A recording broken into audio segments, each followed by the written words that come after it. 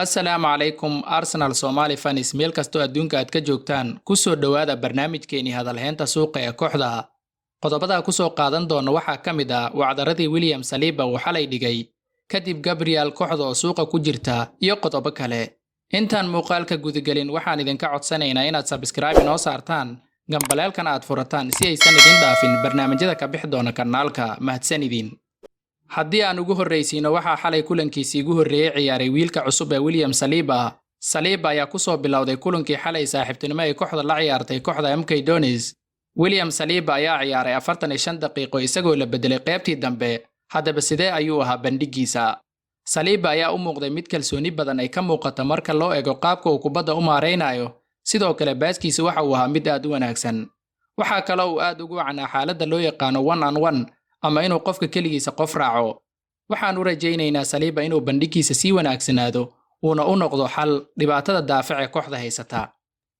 haddii aan sii fiirino arrimaha suuqa ka jira kooxda Wolves ayaa la sheegay inay dalab 20 milyan ka soo gudbisay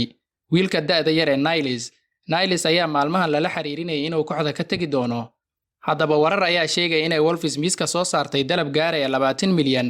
laakiin kooxda Arsenal ayaa diiday dalabkaas waxayna doonaysaa lacag intaas ka badan waxaa xiddigan xiiso badan u qaba kooxo dhowr ah ay ku jirto kooxda deriskeena ee Tottenham waxayna u badan tahay inuu Niles xagaagan ka tagi doono kooxda Arsenal dhanka kale kooxda Athletic Madrid ayaa xiisaynaysa weeraryahanka kooxda Arsenal Alexander Lacazette waxaana Arsenal loo soo bandhigay inay qaataan Thomas Lemar iyo Angel Correa waxaa sidaasi daabacday majalada Marca wararka kale ee suuqa ka jira waxaa ka mid ah kooxda ayaa u muuqata inay iska ilowday xaaladda Coutinho warar ayaa sheegay inuu Coutinho ku laaban doono kooxda Barcelona macalinka cusub ee haddeer loo magacaabay kooxda Barcelona ninka lagu magacaabo Ronald Koeman ayaa doonaya inuu Coutinho sii haysto arrintaas oo meesha ka saari karta rajo kasta oo Arsenal ka lahayd helidda xiddiga reer Brazil dhanka kale kooxo dhowr ah ayaa waxay dalab amaah ka soo gudbiyeen wiilka da'da yar ee Smith Rowe laakiin kooxda ayaa ku gacan saartay dalab kasta iyadoo la sheegay inuu Arteta rabo wiilkan inuu sii haysto xilliyaareedka soo aadan fursadna uu siiyo dhanka kale kooxda Newcastle United ayaa xiisaynaysa inay amaah ku qaadato daafac u ciyaar kooxda Arsenal waa ninka lagu magacaabo Rob Holding Arsenal ayaa u ogolaanaysa inay fasaxdo wiilkan kadib markii ay gacanta ku dhigeen Gabriel oo la filayo maalmaha soo aadan in la soo bandhigi doono waxaa sidaasi daabacday Daily Mail dhanka kale xiddiga ee Arsenal xiisaynaysa Hasim Our ayaa loo ogolaaday inuu xagaagan ka tagi karo kooxda Lyon waxayna tartan adag kala kulmaysaa kooxda Juventus oo xiddigan iyadana doonaysa waxaa sidaasi daabacday The Sun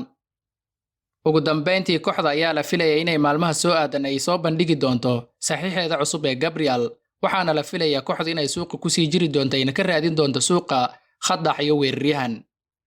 intaas ayaan ku soo gabagabeynaynaa barnaamijkeeni hadalheynta suuqa fadlan qodobada ku soo qaadanay fikirkaaga ka dhiibo sidoo kale muuqaalka like saar wassalaamu calaykum waraxmatullaahi wabarakaatuh